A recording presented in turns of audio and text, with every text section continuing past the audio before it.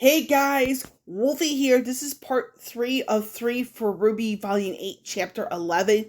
Now, I did say something along the lines of showcasing, certain aspects of certain individuals where characters are based on.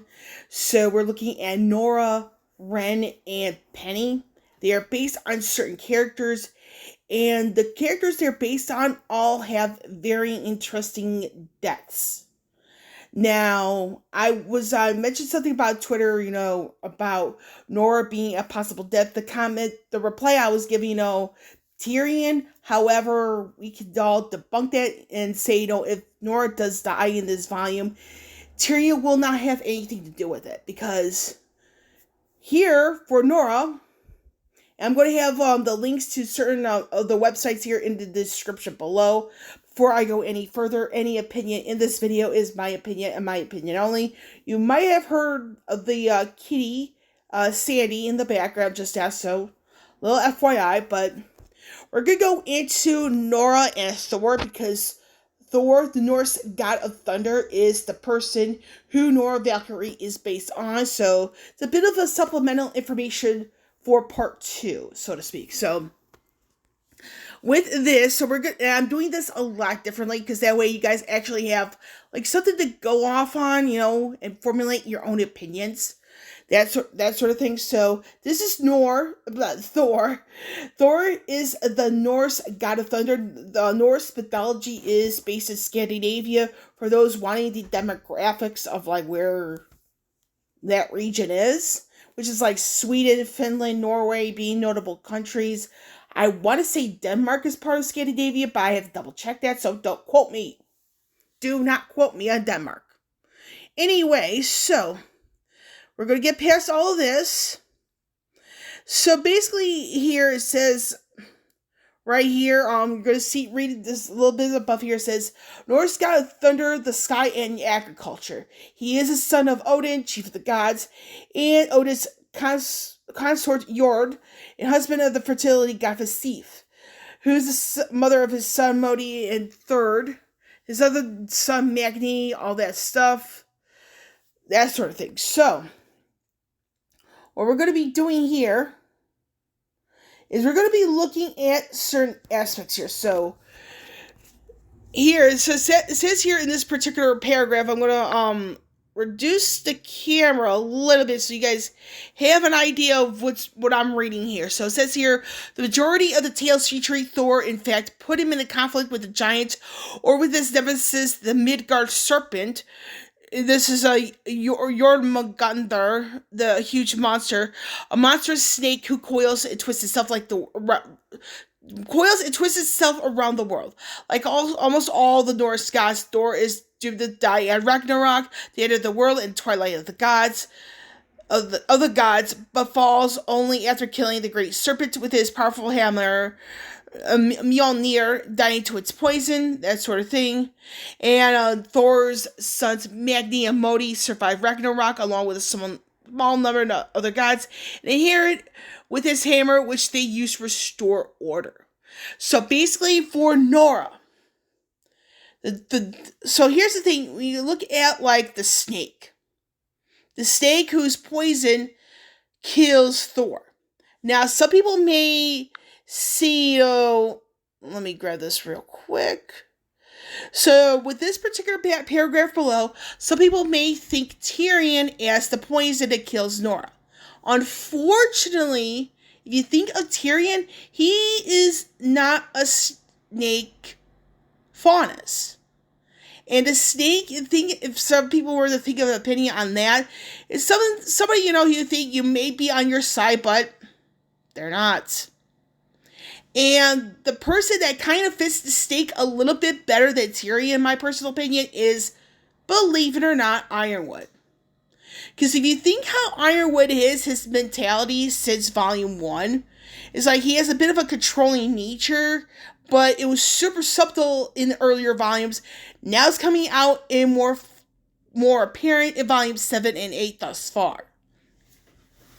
So if you think about it like that, the snake in like this representation, if Nora were to die, is actually Ironwood. because Ironwood is, in sense of like physical height, he's quite tall. And unfortunately, with the whole thing, how Nora is in her current state, meaning that she's not fully recovered, folks. So it's one of those things that's that where, because she's not fully recovered, she's probably taking a few steps, and if you're, depending on your source, she's going to die on the 9th step. So, but again, the whole thing with Thor's death, it really depends on the source of how many steps taken before they die. Now, the hammer is that, that is Nora's weapon of choice. Now, if you think about this, someone is going to be inheriting that weapon. We simply don't know who it's going to be. So the whole thing there is just like, for Nora, her death, she really does get the Norse God of Thunder death.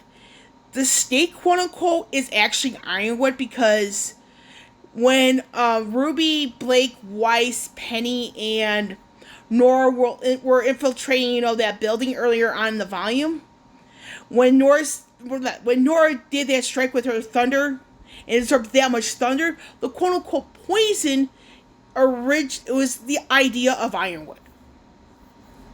And the thing is with Nora, her death, if she does die in this volume, is going to be on Ironwood's hands, because that strike where she absorbed way too much thunder, and even Jean not being able to get her up and running again, because he might be running out of like aura himself, that sort of thing. So it's one of those things that's like, yeah. So for me, it's just like, based on this information right here, this link, and I'll have the links for the other two characters in the description below. So with this, it's like, for me, the snake is Ironwood, because it's like we all thought that Ironwood was a good guy on our side, and turns out he wasn't. He has this me sort of thing. It's either you're with me or you're dead.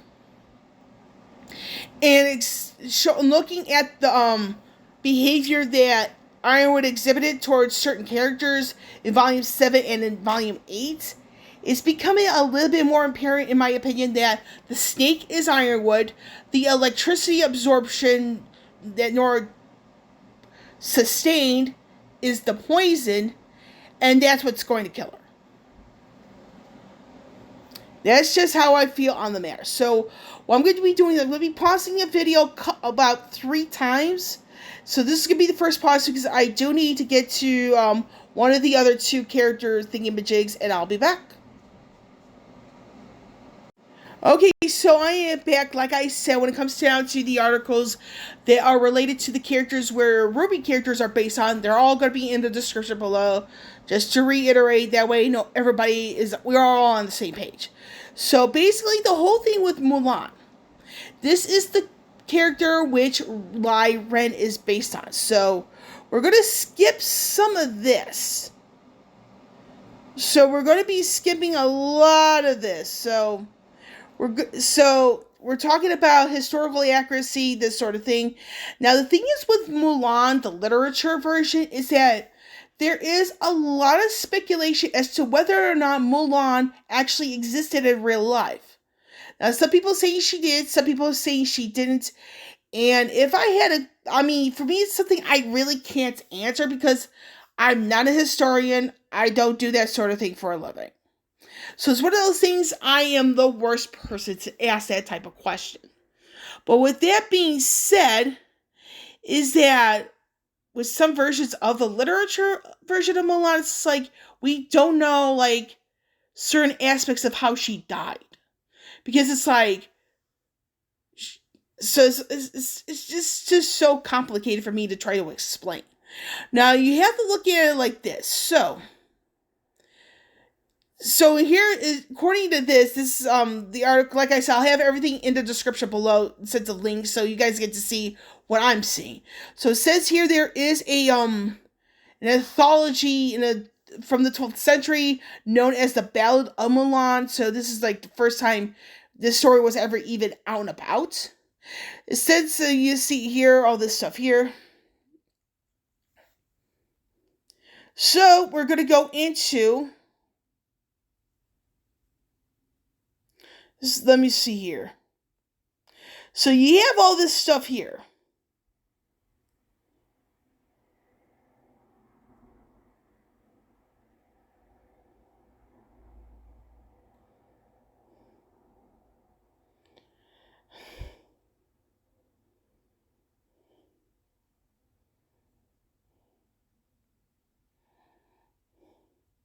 And mind you,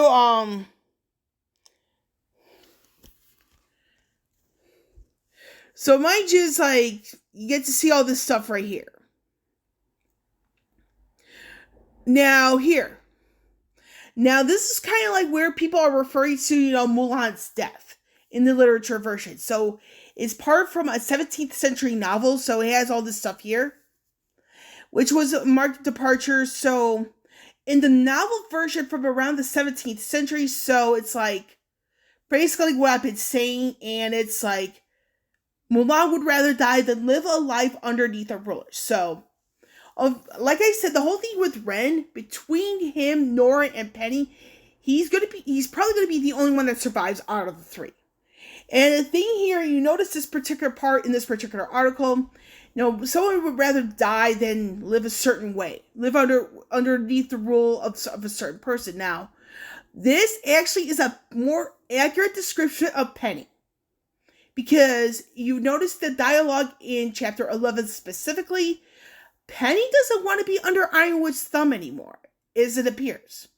She also does not want to be having the Winter Maiden powers. So she is willing to transfer it to somebody else.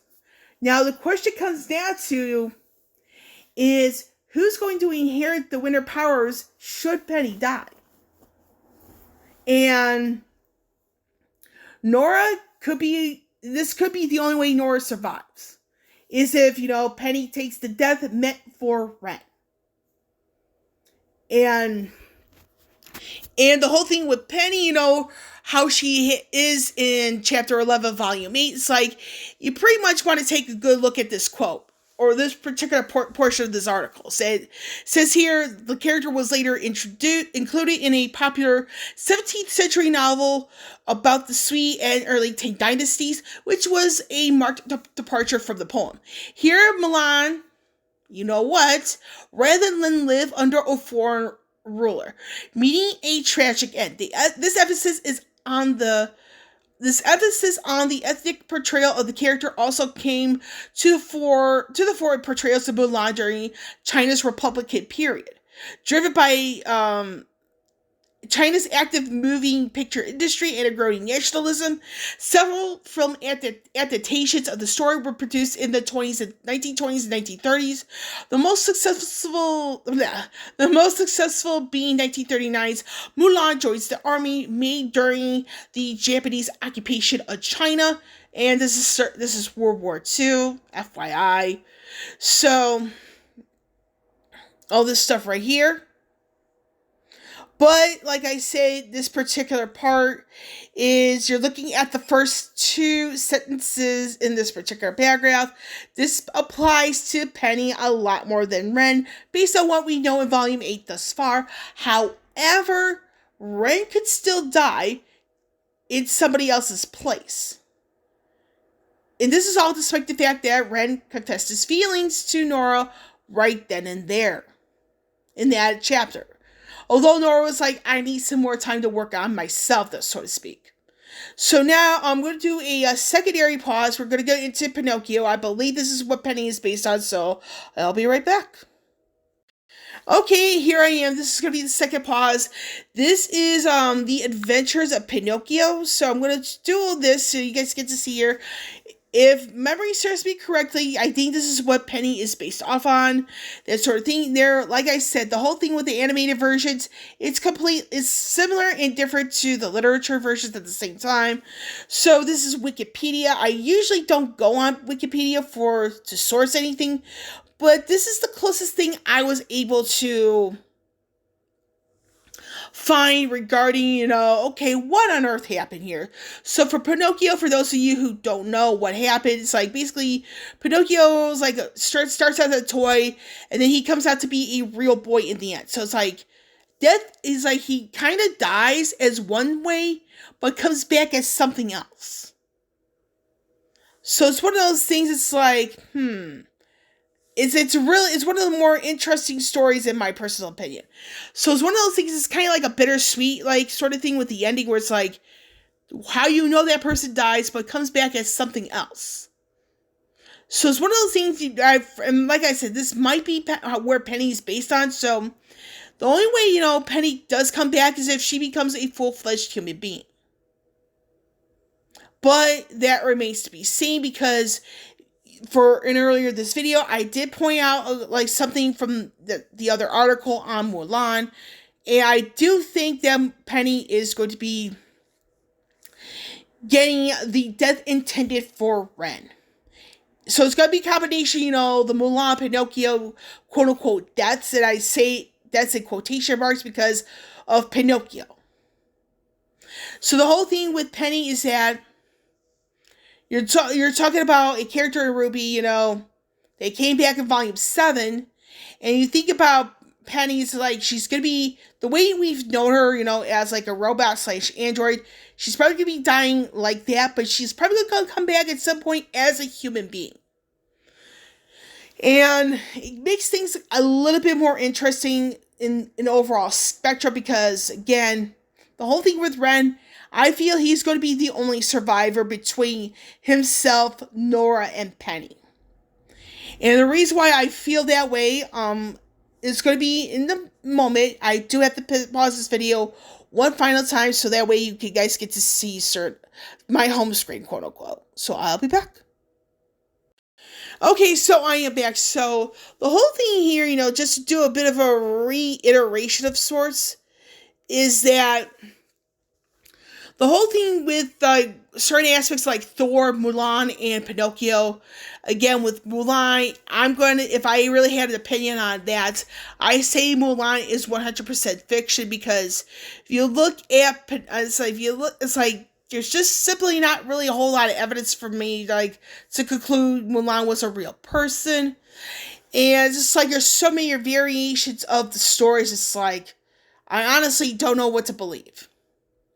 Now, the whole thing with the Norse mythology, again, it depends on individual train of thoughts, and it's something, I respect wholeheartedly. And the whole thing with Thor, like I said, the snake for RWBY, in sense of Nora's death, is Ironwood, because you think about Tyrion, is like where he was, when Nora had that strike. Tyrion more than likely wasn't anywhere nearby, so it's one of those things that's like, you really can't put him at the place, like, where you do certain things, and where Nora did that strike with her hammer. So for me, it's just like, Ironwood is the snake. That whole thing with the electricity absorption Nora did, that's the poison. Nora dies that way. And with her death, RWBY Company have a major victory. Now, regarding Penny, she's going to be doing a combination of both Mulan and Pinocchio's deaths. With Pinocchio being a quotation mark, because he dies, as a toy, but comes out as a real boy instead. Now, Ren, like I said, he's the only one that survives. Now, the only way I can see him dying in this volume is that he takes the death for somebody else instead. And that's going to be an interesting thing to see on an overall scale. So with that, I do have to get going. I have to get to bed pretty soon. So I am done with the 3-parter with Wolfie here signing off. I will catch you all on the flip side.